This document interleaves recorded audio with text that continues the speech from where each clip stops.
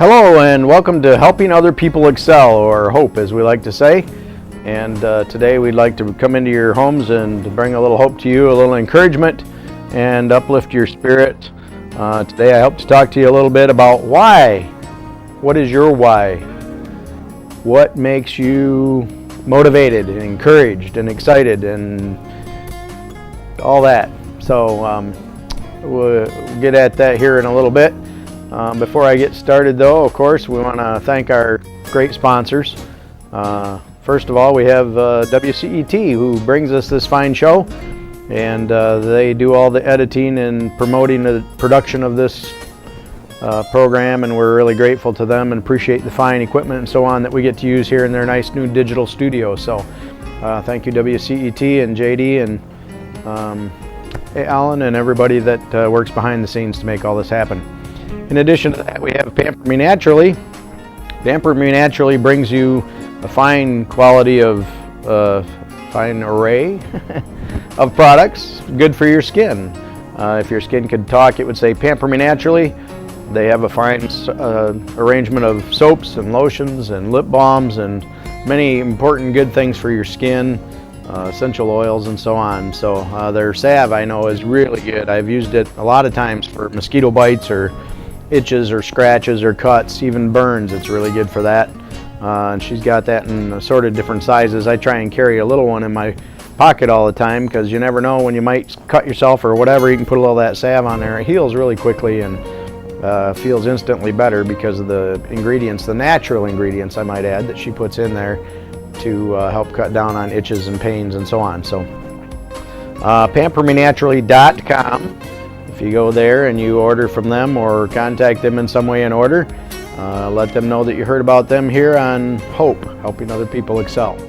And I'm sure that they will be glad to know that their advertising dollars are well spent. So I appreciate if you drop that little hint in their ear. Also, Perry's Place, 90 North Main in Cedar Springs, Michigan.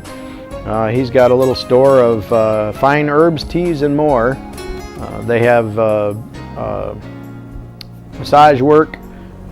They have herbs and teas for various different treatments of ailments and or just because they taste good. And Perry has issues himself, as have I, with gluten. Perry also has trouble with dairy and things of that nature that cause him trouble, and so Perry's a nice line of products there for people that have issues with that, so we can still try and eat a normal existence and have a real hamburger without any gluten or whatever sometimes.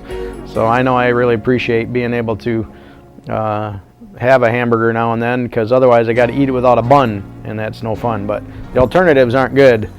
Not too long ago I had a pretty bad attack of that and wound up laying on the floor in a ball and aching and paining for several days and no food, and it was not nice. So for those of us that have those issues, Perry's Place, 90 North Main in Cedar Springs, excellent spot to get things that we can eat. And then I have a new sponsor today that I want to tell you about, Uncle Jim's Jerky, out there in, I guess be north of Allendale, kind of a little bit west of Walker, Standale. And he's on 14345 Ironwood Drive. So that's basically Remembrance Road, and you take that kind of out west there and it turns into Ironwood after it gets into Ottawa County. But Matt has got some just amazing beef jerky there. It's very tender, doesn't I'm not going to tell you it doesn't get caught in your teeth, but it's easy to chew. It's good stuff. In fact, we've laughed a little bit about a slogan for him that said, "You don't eat no teeth to eat my beef." But he's got very good flavor. I personally like the hot and sour jerky or the whiskey flavored jerky. Both of those are really good, my personal favorites. But he's got a wide selection there. Also a nice little meat market. He carries hamburger and steaks and things like that for the discriminating taste. So stop in and see Matt at Uncle Jim's Jerky. Pick up some good jerky and enjoy that for yourself, and tell him I said hello. And again, you heard about him here on Helping Other People Excel. Heaven is My Home is another show that I work with, Pastor Gary Meyer. Sometimes I'm a guest on his show, and so I want to thank him actually, because he was instrumental in helping me get this spot here at WCET in Hudsonville. So anyway, that kind of takes us to the end of our commercials and technicalities. Today, as I said earlier, I want to talk to you about why. Simple little word, only 3 letters, not 4. Why? W-H-Y. And you know, as I went through my week this week, you know, I've been thinking about that myself. What is my why? What makes me get up in the morning? What makes me, you know, come down here and do this show or do all of the things I do every day? Call on people and talk to people and help people. Why? Why do I do that? And you know, it's such a small little word, but it's of such importance, because without our why, we lose our motivation, we lose our incentive. And then we become, as I've talked about before, the hamster on the hamster wheel, where we just day in and day out get up and run on that wheel until we're exhausted, and we come home at night and we fall into bed after a quick dinner, and there we stay until the last second in the morning and hitting the snooze button several times. And you know, then we have to get up at the last second. That was always the way I did it anyway. Maybe you do things differently. But I never liked getting up that early. And I had to, because I had a business to open. I had places to be, and people were counting on me. And so I'd jump up at the last minute and get myself dressed and shaved, and off down the road I'd go to my job, my J-O-B, or just over broke, I like to say. And so, you know, I was thinking about my why, and you know, somewhere along the line I lost that. As a young man, I had a why. I had a purpose. I had a goal. I had a dream. I had things I wanted to do, and places I wanted to go, and people I wanted to see, and things I wanted to become. And I lost that. I got in that hamster wheel mode, or in that rut, and just couldn't see it anymore. And I lost sight of my goals and dreams. A wall kind of came between me and they. A wall of debt, a wall of house payment, or a car payment, or you know, bills I had to pay, the utilities, and all of the things that come up in life, and those debts just kind of keep building a wall up and up and up until we can no longer see over them to see where our dreams were and where we wanted to go. And that's how we find ourselves on that hamster wheel, just running around every day in that same little circle and never quite getting anywhere, because it doesn't matter if you run a little faster on that hamster wheel, you still wind up in the same exact spot when you get off as you were when you were, you know, getting on. And so I know that many of you probably know what I'm talking about there. So why is the question? But it's really not a question, it's more of a statement. Why? We need to know our why. We need to know what it is that we're living for, what it is we're working for. And some of you, maybe it's your families, maybe it's your children, a little boy or a little girl, and you get up every morning and you go to that job at the factory because you want to provide for them a better life than the one you've had.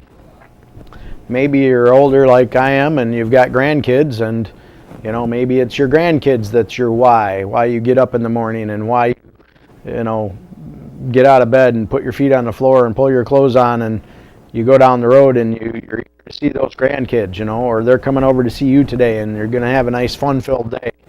So maybe it's that, or maybe you're an inventor or a designer and you've got something in your mind that you're trying to create. I personally have worked on a great little wood stove. It's a little portable wood stove, and it's an idea I've had. I didn't come up with the idea specifically, but you know, it's an adaptation from another idea that I just put my own thoughts to, and I kind of thought about that and said, how can I make this better? How can I do something with that and make it something that people can find useful? And for me, my why for that was, I want to help people be able to heat their homes and be more efficient. I want to help them have life better. And you know, maybe you're designing a car, maybe you're an engineer for General Motors, and you're working on trying to create a better seatbelt or a better airbag, or just a safer car in general, or maybe one that's a little bit more efficient. Maybe that's your why. Maybe your why is a cause. Maybe you're one of those people that, you get up in the morning because you know that there are other hurting people out there. Maybe it's a homeless shelter that you work at, and you know that there are people that are cold, and so you go out into the streets and you try and find these people and bring them in. Or you have a soup line where you're providing food for the homeless and where they can come and have a good warm meal. Those are all whys. Some people have a why of maybe they want to go to some foreign country, a third world nation, and help them put up a school or a hospital maybe, or something where they can better benefit from that and have a better life. But all these are whys that we need to have and we need to know. So how do we identify our why? How do we know what that was? That was a step that I had a little bit of a problem with. I couldn't understand what it was that used to motivate me. I used to think back and try and think of what that was. And I remember having a Lamborghini up on my wall in my office at one time, and I had a picture of a grand piano with some roses on it, and a picture of a trumpet I used to like really a lot. Maynard Ferguson had an album cover called New Vintage, and it had a picture of a silver trumpet sticking out of an ice bucket with some ice in it, and so it was frosty and stuff. And then there was a little champagne cork that was coming out of the bell with little beadlets, water droplets following it. And I used to love that. That just had a neat representation to me. But of course, I was a trumpet player and loved Maynard Ferguson. But I don't know how I got on that track. Pictures I had on my wall. Those were things that were things I liked. I liked photography. I liked riding motorcycle. I still enjoy that some. But those things didn't drive me. They didn't motivate me. They weren't a passion for me. They were things I'd like to do in my spare time, maybe for relaxation or rest, maybe just for sheer pleasure. The sound of music and the harmonies and the melodies and all of that mixing together to create a beautiful song. But those weren't the things that drove me. That wasn't my passion. But I lost my passion somewhere. And I'm sure that many of you are in that same boat. You're sitting here right now as we talk, and you're trying to think about, what is my passion? What used to drive me? What used to motivate me? I know of people that, we called them candy stripers back in the day. Today I think they call them nurses' assistants. But they used to go and volunteer at the hospital to help people that were sick or elderly people or something like that. And that was their passion, and they didn't do it for money. They did it because they had a heart for people and they wanted to help and they wanted to contribute. So we can safely say, I think, that a passion is something that you would do even if there was no money attached. So your job, is that a passion for you? Are you doing your passion? Or are you out there just merely plodding away on the hamster wheel and just over broke? J-O-B. Some people are fortunate and they find their passion early in life, and they find a job that involves that, and so they can get paid and work their job and do their passion all at once. And I think, that would be the ideal situation and scenario. And I think all of us should do that. I think we all should search for our passion and then go find a way to do that and make a living at doing that if necessary. If you're independently wealthy, some are, not me. But you can go out and do your passion and not have to worry about getting paid for it, because you already have your needs met. But for those of us that don't have our needs met, and we need that money rolling in every day, I know that there's ways of finding jobs that are associated with our passions. I'm reminded of a young lady that I know that I kind of grew up with in church, and she worked for a women's center that helped out unwed mothers and women that were struggling with a pregnancy maybe and didn't know quite what to do. And she was a administrator for this organization in the town I live, and that was her passion. But she got paid for it as well. Probably not a lot, but she didn't do it for the pay. She needed to pay, but she did it because it was a passion. And so it's so important that we find our passion, that we can figure out what that is, that we ponder that in our hearts and get back to that if we can. Because for those of us that are older and have lost sight of that, that wall of bills and just life burdens and struggles got in our way and we can't see anymore that passion, it's important for us to try and find that. And that's been my search for the last few years. I've kind of been, thinking about that. Without that guiding force, that's kind of our North Star, The sailors get out on a ship, and they're out in the ocean, and there's nothing but water everywhere around them. They have no idea which way their boat is pointing.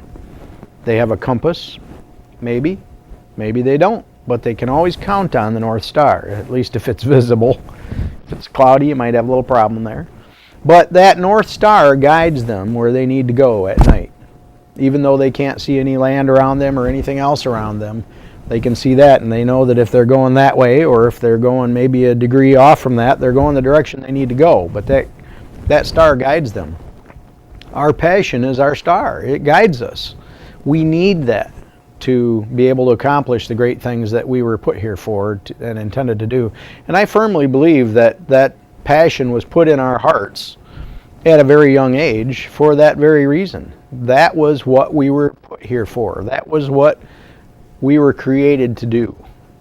We were created to pursue that passion.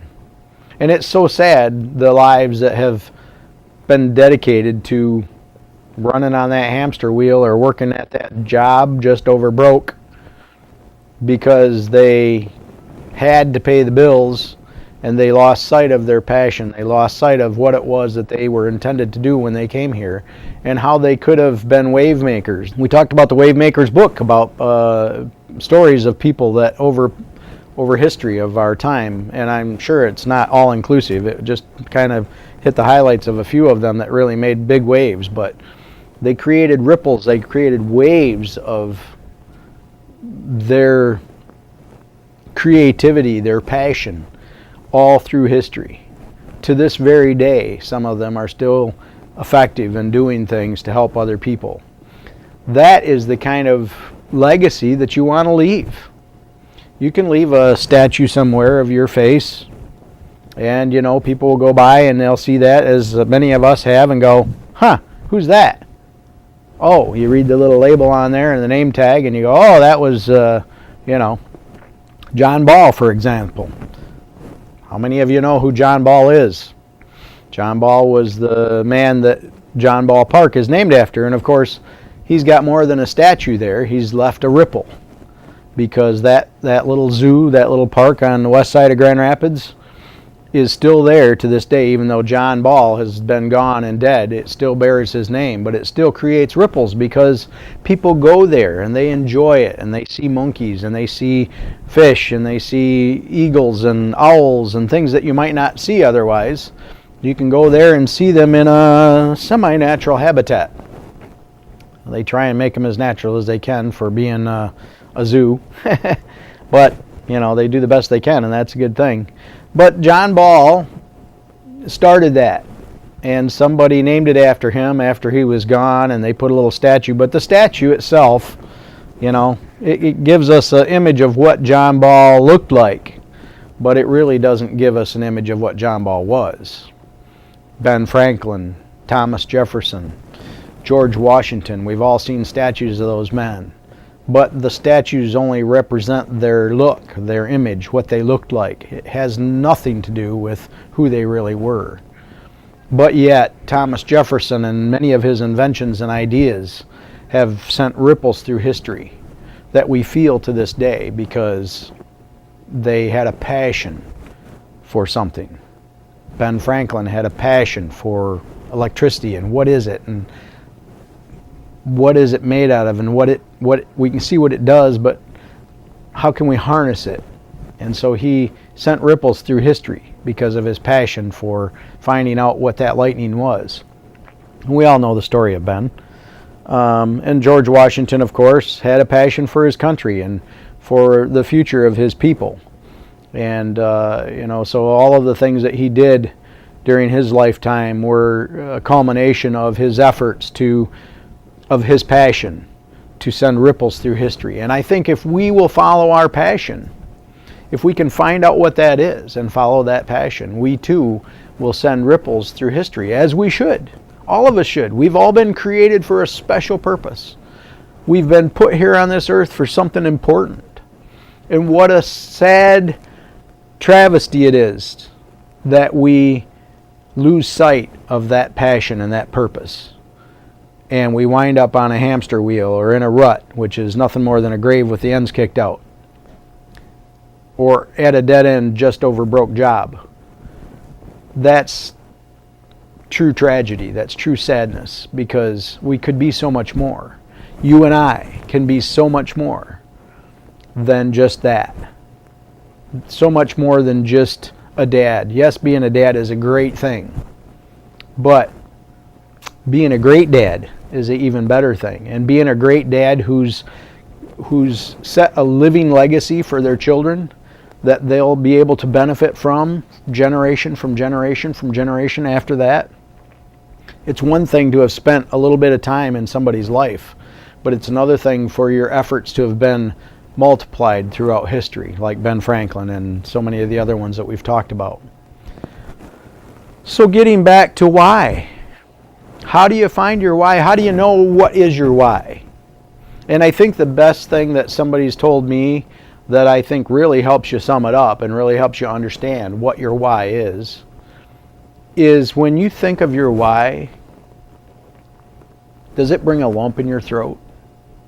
Does it choke you up? Does it make it difficult for you to talk?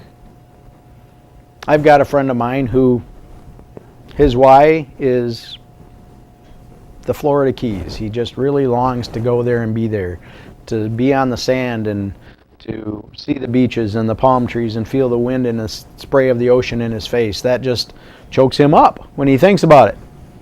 And I know that he's going to get there someday. I know he's going to get there someday soon, because I see the progress that he's making toward that direction. That in itself is probably not going to send ripples through history. However, so oftentimes the things that drive us and motivate us lead us to the thing that will send ripples throughout history. When people go to the store to buy a drill, they're not really looking for a drill. They're not looking for a little battery-powered something that they can set on their mantle and, admire from a distance and show it off to their friends when they come in and say, hey, look at my new drill. Isn't that sweet? No. What they want is a hole. They want to be able to make holes in things. And that's what drills do. So we can safely say when somebody goes to buy a drill, they're not going to actually buy the drill. The drill isn't what they want. What they want are holes. They want to be able to drill a hole in a countertop. They want to be able to drill a hole in a 2x4 to run a wire or a pipe through. They want to be able to drill a hole in the wall for a dryer duct or something of that nature. So it's a hole that they want, but in order to get the hole, they need a tool to accomplish that. So the drill is what they go looking for. I think another good example is gasoline. None of us go to the store or the gas station to buy gasoline because we, want to admire a nice gallon or 5 gallons of gasoline on our mantle. No, we aren't interested in the gas. We don't want to look at it. We don't want to smell it or feel it or touch it. What we want is we want to be able to travel. What we want is to be able to go to California or to go to the store. And gas is medium that we put in our vehicle to get us there. So we're really buying the ability to travel. Our why is the tool that's going to get us to what we need and what we should be accomplishing in our life. And without that why, we can't get there any more than we can get where we want to go to the store without gas. Any more than we can get a hole in a wall without a drill, because options aren't good. You can, try and claw it through or gnaw it through, but it's not going to happen very well. A drill is a much better option. So knowing our why is that important. It's that North Star, it's that guide, it's that medium that we're going to use to get to where we were intended to go and what we were intended to accomplish. For me, I think that my why is the freedom of our country. I have a passion for that, and when I think about that, I get that lump in my throat. I have a hard time talking because I just feel that. It just makes me that emotional. My why is that important to me. And so, you know, when we're at the ball game and they sing the national anthem and we hear those strains of music coming from the singer or whoever that's there, we stand there with our hand on our heart, and the emotion, that feeling, that lump in our throat, that emotion that brings tears to our eyes almost, just from hearing that song, just from hearing the words or the refrain of the music. That's our passion. That's our passion for the love of our country. When you maybe stand at your baby's crib and you look at that little precious baby there that's a product of you and your lovely wife, and you see that little child and you just know in your heart that that's your passion, because it's just so amazing that you could have such a beautiful thing that's a part of you and it's a part of her and it's a bond and a union that you had together. That's just really amazing. So when you're looking for your why, think about that. Think about what it is that makes that lump in your throat. What is it that brings that tear to your eye? What is it that brings that kick to your step, that pep to your step, that excitement in your day? Why is it that you get out of bed in the morning? Do you get out of bed in the morning with a dredge or a drudgery? Dredge, something like that. You know what I mean? Do you get out of bed because you have to? You got the one foot on the floor, and then you got the other foot on the floor, and then you slowly set up and go, oh, here we go again. Many of us wake up. Chris Brady talks about, of life leadership, he talks about that second. The first second we open our eyes and we go, oh, it's morning, daytime, time to get up and do something. And that second is, oh, here we go again.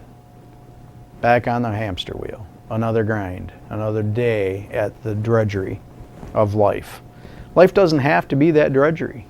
It doesn't have to be that load or that burden on your back that just weighs you down. Life can be exciting, it can be fulfilling, it can be just vivid and amazing if you'll just let it. If you'll find your why, you can live that amazing life. You can live the life you've always wanted. And that's the crazy great thing about it, is that we were all created and designed to live that kind of life. But somehow we got off track. Somehow we got sidetracked. Somehow we got burdened down with the cares of the day. I want to encourage you today. I want to bring hope into your life. I want to help you excel by telling you that you can live the life you've always wanted. You just need to find your why again. You need to look for that thing that drives you and motivates you, that passion, that thing that brings a lump into your throat and makes you cry. You got to find that. And when you find that, you'll have found your North Star. You'll know where you're going then. Get on that track. Go after it with everything you've got. Our time is coming to a close again, as always, and it seems like it's been so short. But I really enjoyed spending this time with you and sharing with you my heart, my passion. And I hope that it's been a blessing to you. I hope that something I've said has reached out and touched you and touched your life. If it has, drop me a line or give me a call and let me know about it. I'm not looking for a donation or a contribution. I just want to know from you that you were blessed by something that I've said today. So 616-799-0517 or jim.pate@gmail.com. And thanks for spending time with me today on Hope, helping other people excel.